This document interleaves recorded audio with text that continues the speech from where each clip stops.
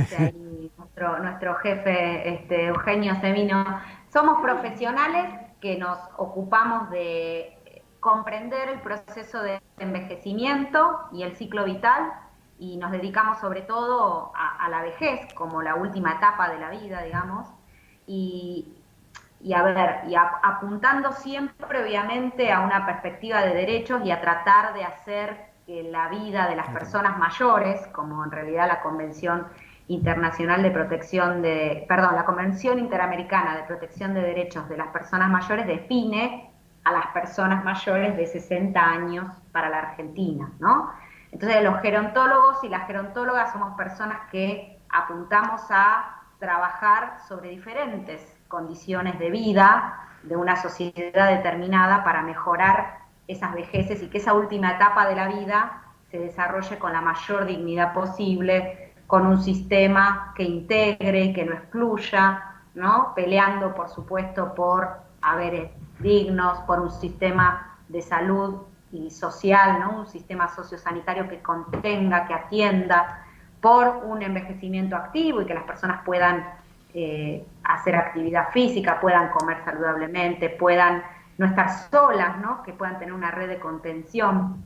Y bueno, esa es básicamente es como una definición un poco amplia, pero nos interesa sobre todo tener esta mirada puesta en este grupo etario y también trabajar en los grupos de personas que tenemos menos de 60 años, pero que apuntamos a llegar a esa edad y apuntamos a llegar lo mejor posible, no solo individualmente, ¿no? Porque muchas veces la mirada de la gerontología o del envejecimiento está puesto en los logros individuales y lo cierto es que si no hay un sistema social, cultural, si no hay políticas públicas que contengan, que acompañen, que atiendan las necesidades, no hay logro individual posible o solamente se logran o logran un envejecimiento exitoso aquellas personas que tienen dinero para hacerlo, ¿no?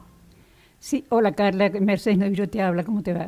Hola, ¿cómo estás? Mira, uno de los temas que ustedes tratan en tu vida, creo, ay, Sí. perdón, es la violencia Uh que -huh. sufren los mayores, empezando por la Sí, jubilación, ¿no es cierto? Pero dejando de lado la jubilación, yo te digo como geronte rematada que soy, la sufro a la jubilación, pero está buena la definición, la autodefinición. ¿qué clase de violencia se da a esa edad?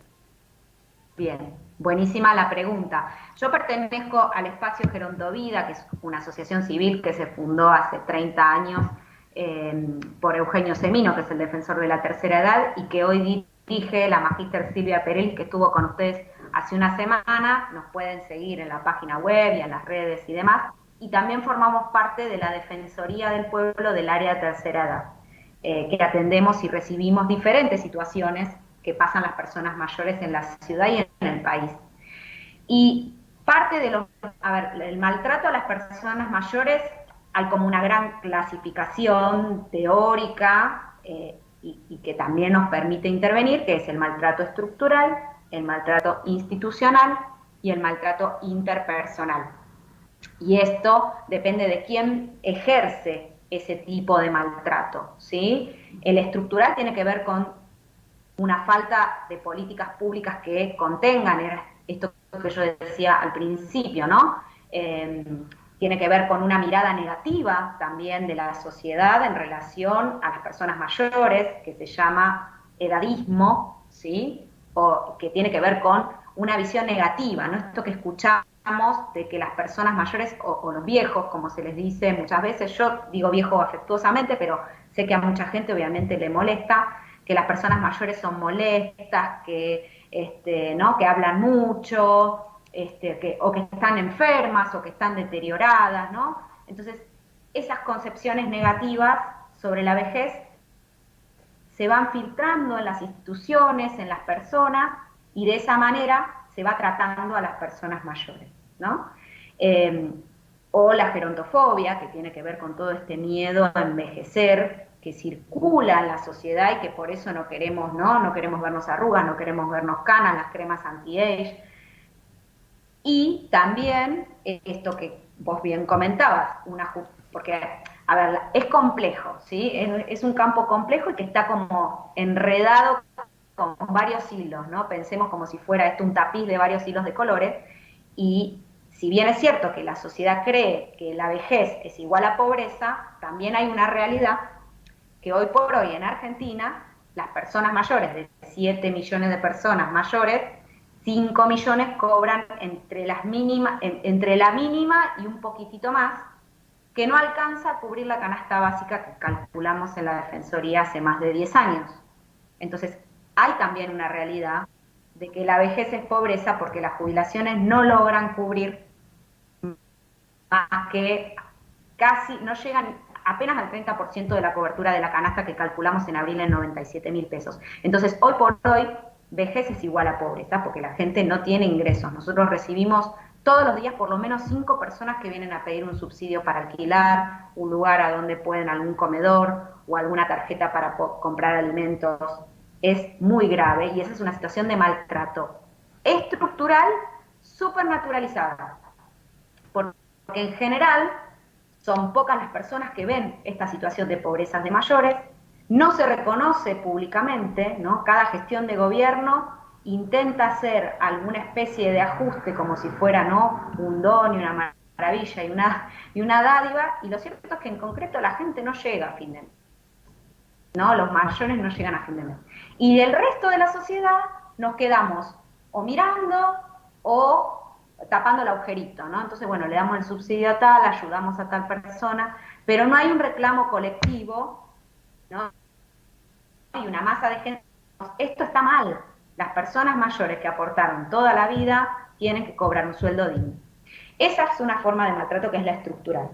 La institucional es aquella que ejercen las personas que son los funcionarios públicos, o sea, los empleados de instituciones que trabajan en lugares claves como pueden ser la ANSES, las obras sociales que atienden a los mayores, que puede ser también no necesariamente un funcionario, puede ser un supermercado, un banco, ¿no? Y ejercen estas situaciones de discriminación por edad en la cual tratan mal o hacen esperar muchas horas en una cola, o no dan turnos para la atención que se requiere, o para una cirugía una persona tiene que esperar 5 meses o 1 año o 2 años, o va al supermercado y las cosas le quedan arriba de todo, o bueno, ahora lo del banco no lo vemos tanto, pero por ahí las personas abajo del rayo del sol en la cola. Son diferentes situaciones que se suceden en las instituciones, quienes en realidad transitan las instituciones, ¿no? Son las personas en concreto. Y el maltrato interpersonal es el que ocurre en un vínculo directo, ¿sí?, que puede ser el maltrato que sufre una persona mayor, o en un hogar para mayores, ¿no?, llamados, conocidos como geriátricos, o en un vínculo familiar, ¿sí? En general, los datos de la ciudad, sobre todo del programa Proteger, indican que las personas mayores que más denuncias realizan son las mujeres, y que son quienes ejercen el maltrato son las parejas también mayores, y después en otros porcentajes también pueden ser los hijos, las hijas, los nietos, y en los tipos de maltrato que se dan en los vínculos familiares o en los vínculos de la red más inmediata de esa persona mayor, pueden ser, por ejemplo, de maltrato patrimonial, el económico, el verbal, el físico. Esto es como a grandes rasgos. Igual ahí en el espacio Gerontovida tenemos todas las semanas una columna que hablamos de estos temas y que pueden también ir conociendo un poquitito más de esta complejidad. Pero bueno, en general son temas que no se suelen denunciar, el maltrato interpersonal mucho menos, hay mucha vergüenza, hay mucho miedo, y bueno, son situaciones difíciles, y para cada tipo de maltrato hay distintas instituciones que nos ocupamos de estas temáticas y de cambiar un poco estas realidades. Carla, te saco un poco del tema de... No te estamos escuchando ahora. ¿Me escuchas a mí? Sí, yo los escucho. Ustedes, bueno, tengo la conexión medio rara. Pero... Ok. Digo, te saco del tema del maltrato, que es espantoso, digo, porque lo que estás contando es real y la verdad es que duele. Yo sé que uno de los temas que tratan ustedes y que es absolutamente tabú, digo, a mí hasta me da como vergüenza preguntarlo, pero digo, es importantísimo. Es el tema de la sexualidad. ¿Cómo es el tema de la sexualidad en los adultos mayores? ¿Cómo es? No te puedo decir porque no soy adulta mayor y bueno, supongo que cuando lo sea te podré contar un poco más en detalle. Pero Pero esto que vos traes, institucionalmente, digo, ¿cómo lo no sé si tratan? no quiero que exponer a la compañera que tenés ahí al lado, pero bueno, este, lo que vos Yo traes, tengo mis años también. ¿eh? Yo tengo mis años también, ¿no? Ah, No, bueno, está bien, Pero igual yo no le vamos a gano. hablar de particularidad. Esto que vos comentás, que también es parte de las temáticas que trabajamos en el espacio Gerontología, de la sexualidad de las personas mayores como tabú, que vos decís me da vergüenza, es algo que también circula socialmente, ¿no? Y es parte de esto que les comentaba antes del edadismo, de los prejuicios que existen en relación a la sexualidad, porque pareciera que la sexualidad es un terreno exclusivo de las personas jóvenes, ¿no? O de los y las adolescentes. Entonces, se suele creer que las personas mayores no sienten deseo, no tienen ganas de ejercer su sexualidad libremente. Y también hay una creencia que circula de que la sexualidad es solamente el acto sexual, ¿no? La relación sexual puntualmente.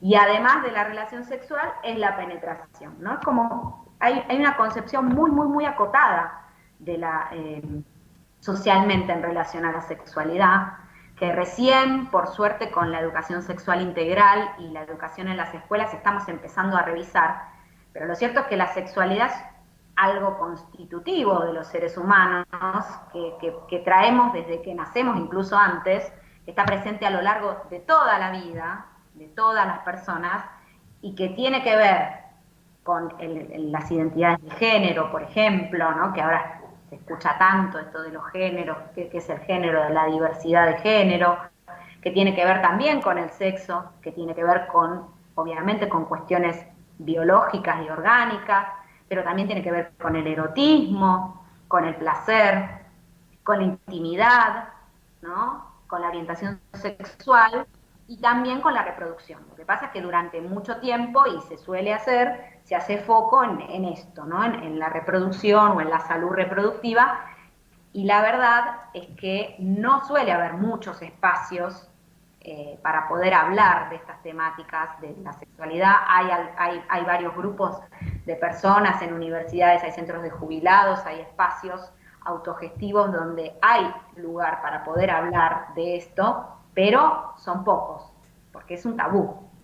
Y la verdad es que es un espacio necesario para poder compartir esto que pasa con el cambio, con los cambios que suceden también, ¿no? Con el cuerpo, con los cambios orgánicos esperables después de la menopausia, también qué es lo que pasa con los varones, no es lo mismo que pasa con las mujeres, tampoco es lo mismo lo que pasa con las diversidades y la discriminación que sufren.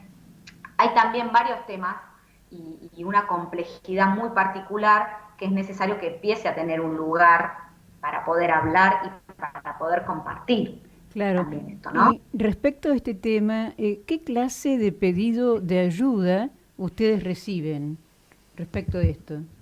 Mira, recién el espacio lo abrimos recién como columna, digamos, ¿no?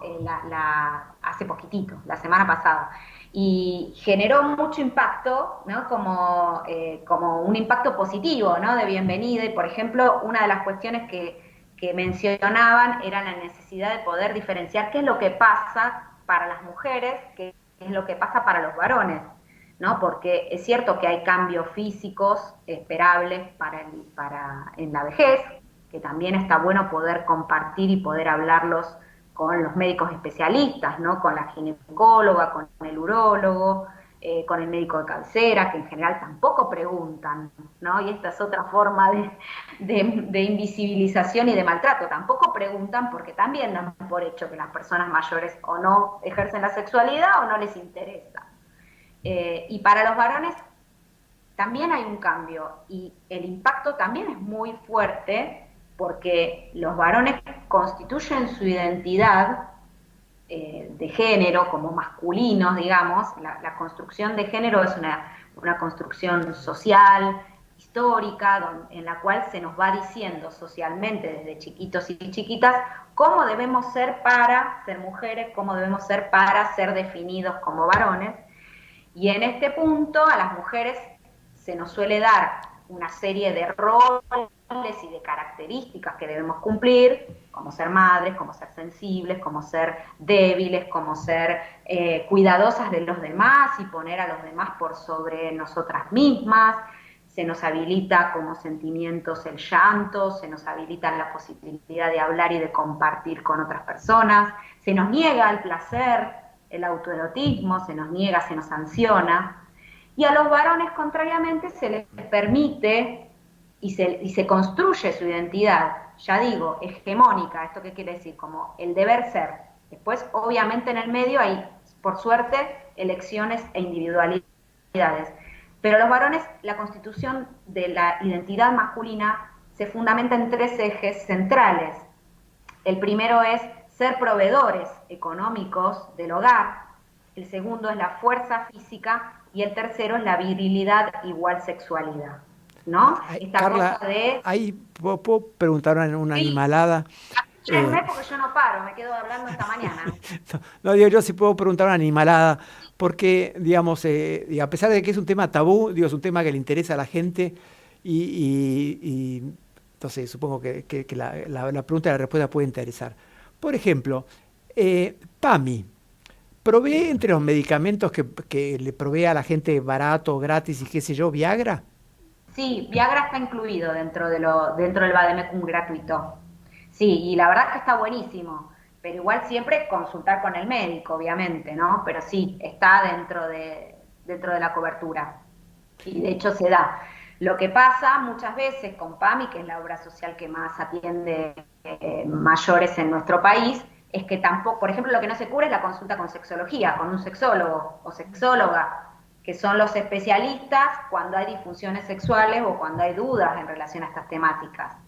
Y muchas veces los profesionales no consultan, los médicos de cabecera, los ginecólogos, los urólogos. El sábado pasado estuve en un centro de jubilados, en el centro de jubilados de Aramor, en Caballito, y di una charla sobre sexualidad súper interesante, nos divertimos, compartimos, preguntaron. Y precisamente yo les pregunté esto, bueno, a ustedes, ¿les pregunta su médico de cabecera, sus médicos que van a los controles acerca de su sexualidad, da lugar a preguntar algo? De 40 personas que había, me dijeron solo 2 que sí. Entonces, este tabú, digamos, esto circula en las instituciones y también está bueno empezar a hablar de esto para empezar a pedir prestaciones para acompañar este proceso, ¿no? De esto que da vergüenza. Sí, yo he visto una actriz muy famosa, digo, no la voy a mandar al frente, pobre, una actriz muy famosa que se puso un chip que le larga hormonas femeninas o no sé, que se le compensa hormonas y que yo además justamente para paliar la caída de hormonas con el paso del tiempo. ¿Existe eso? Y vamos de vuelta. ¿Eso se toma como una cura? ¿PAMI lo atiende? A ver, puntualmente eso no lo sé. Yo no soy sexóloga, soy gerontóloga, con lo cual no quiero decir algo que no pertenece a mi saber. No creo que PAMI lo cubra porque ni siquiera cubre muchas veces un cuidador que necesita una persona dependiente 24 horas o a veces hasta tampoco cubre medicaciones oncológicas, así que dudo que cubra el chip. Lo que sí, las mujeres que quieran hacer una consulta en relación a la baja del deseo o de otros problemas físicos, como puede ser, no sé, la disminución de la lubricación, y eso sí lo pueden consultar con su ginecóloga, que ese tipo de saber sí lo maneja una ginecóloga, que una hace una consulta anual, y es cuestión de preguntar, pero también las profesionales, y los profesionales tienen que dar lugar a la pregunta, ¿no? Ahora, también lo cierto es que las personas mayores y quienes no somos tan mayores tenemos que empezar a cambiar un poco la cabeza de que un encuentro sexual exclusivamente tiene que ver con esto de la virilidad, de la erección, ¿no? De la penetración, porque hay un montón de otras formas de ejercer el placer, el autoplacer, el placer al otro, que no necesariamente va a requerir la genitalidad. ¿no? Eso también es una apertura que tenemos que ir haciendo de cabeza, ¿no? Por eso yo decía esto de cómo se constituye en los varones la virilidad es fundamental. Entonces esta cuestión, bueno, al varón cuando se jubila pierde el trabajo, va perdiendo la fuerza física y también ocurren cambios en su erección, digamos, en el tiempo que hay entre una relación sexual y otra en relación a otra edad. Y todos estos cambios para los varones son muy fuertes y además no están socializados para hablar de esto que les pasa. Entonces es un padecimiento en soledad, porque da vergüenza, porque cómo vas a hablar de esto, porque, ¿no? Hay un montón de cuestiones que tenemos que seguir rompiendo los prejuicios todas las personas para que también quienes tengan una necesidad concreta puedan animarse a ir a preguntar, ¿no? A los especialistas. Carla, mira, te saco un segundo del tema, además ya estamos abusando de tu tiempo. Te saco el tema de la sexualidad y te pregunto, a lo mejor es una pregunta estúpida, pero las personas... No, ninguna pregunta es estúpida, quédate tranquila. Las personas, perdón, para habilitar un geriátrico, el Estado, suponte que sea un geriátrico, no importa que sea del Estado, público, no sé si existen, o privado, ¿exige como parte de esa habilitación alguna cierta preparación especial de las personas que van a estar en contacto con las personas internadas? Sí, eso sí. Bueno, me gusta porque se ve que el tema de las personas mayores genera muchas dudas sobre muchos temas y en ese sentido en el espacio Gerontovida tenemos como y esta es la mirada gerontológica, no es que yo solo hablo de violencia, solo hablo de sexualidad, o solo hablamos de geriátricos, solo hablamos de jubilaciones. Sí, hay una ley en la ciudad de Buenos Aires que es la que habilita a los geriátricos, por supuesto que se llaman residencias para mayores de larga estadía en realidad, ¿no? No se llaman geriátricos y tienen que tener una habilitación del gobierno de la ciudad y del gobierno local en donde sea que se abra. No hay una ley todavía nacional que regule, sino que cada lugar físico, cada localidad del país tiene su reglamento en relación a la apertura. La ciudad de Buenos Aires tiene una ley que regula la apertura y la habilitación de establecimientos geriátricos, que en realidad de establecimientos de larga estadía, y dentro de esa ley 5420, que está disponible, cualquiera la puede googlear por internet, dentro de eso está cómo debe estar organizado un equipo que atienda una residencia. Entonces, perdón, la Carla, 5420 es la de prevención y protección contra los maltratos, es otra la de... Te cortamos un poco porque